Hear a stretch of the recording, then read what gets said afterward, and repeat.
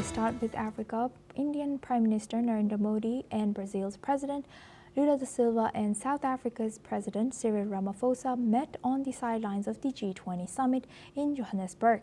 The three IBSA leaders have greeted each other formally before beginning their trilateral discussions. Earlier this year, Modi and Lula held a phone conversation where they reaffirmed their shared goal to boost bilateral trade to more than $20 billion annually by the year 2030, a significant rise from last year's $12 billion figure.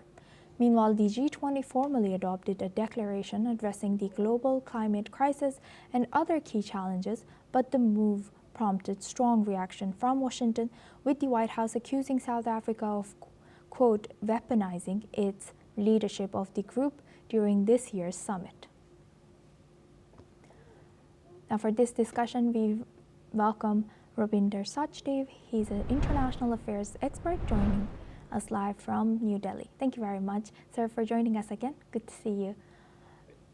Now, what political trade-offs does India and Brazil face in pursuing major expansion of bilateral trade while navigating differing strategic alignments within the G20, and how should India and South Africa react to the critic by US? Thank you. Thank you.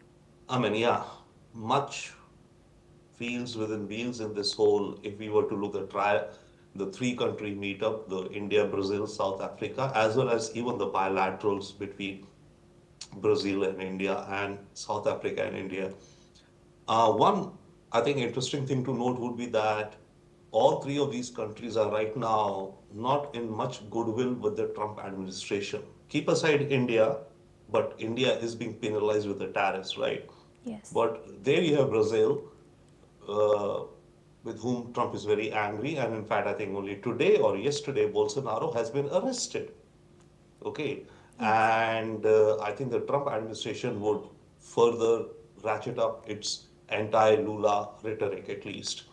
Similarly, here South Africa, which Trump or America has boycotted for reasons they say that, the white minorities in South Africa are being discriminated and facing violence.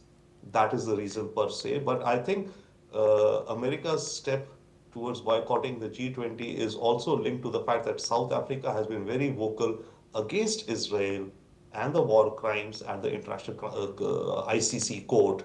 So that's been an additional factor which the US administration and a good chunk of US politicians who favor Israel are very unhappy with South Africa.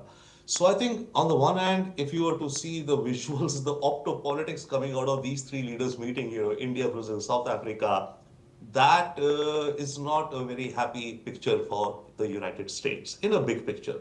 Now, that said, each nation, India, Brazil, South Africa, are navigating our own, trajectories.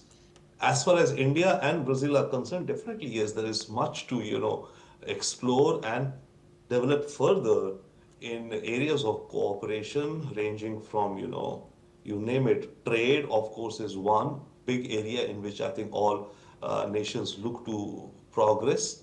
So trade is definitely one. Similarly, with South Africa, yes, trade to some extent, but also it's more about the global architecture and the effectiveness of global institutions. You see, like even in the G20, whatever the statements they are coming up with, or they do come up with, or even in other multilateral forum in the world of today for us, the subsequent steps on them are very often missing because the institutions have no teeth to carry that forward and their divisions with it. Even now, let's say at the G20, the declaration which has been issued, the joint declaration on climate change even, right?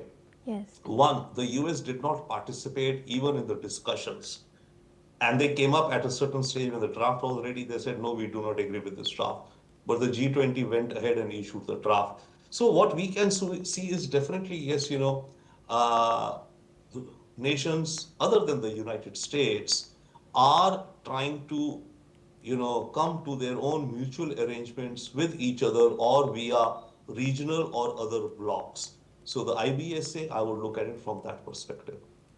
Right. And how could India and Brazil's ambitious trade goals influence the trilateral balance within IBSA and its role in shaping global South priorities? Certainly, see, as far as India and Brazil trade is concerned, one factor, of course, we've got to look at is the distance between the two nations. So the freight or let's say the transportation costs do go up. Okay.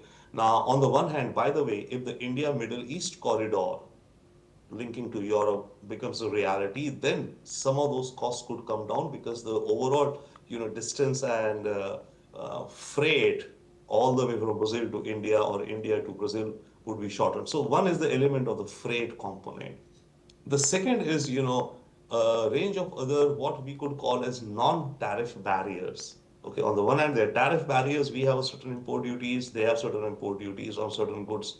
Okay, which need to be harmonized and rationalized between the two nations. So the working groups between India and Brazil on trade are working on those issues of what the tariffs can be because there are thousands and thousands and thousands of products, nails, pencils, to you name it, whatever, engines.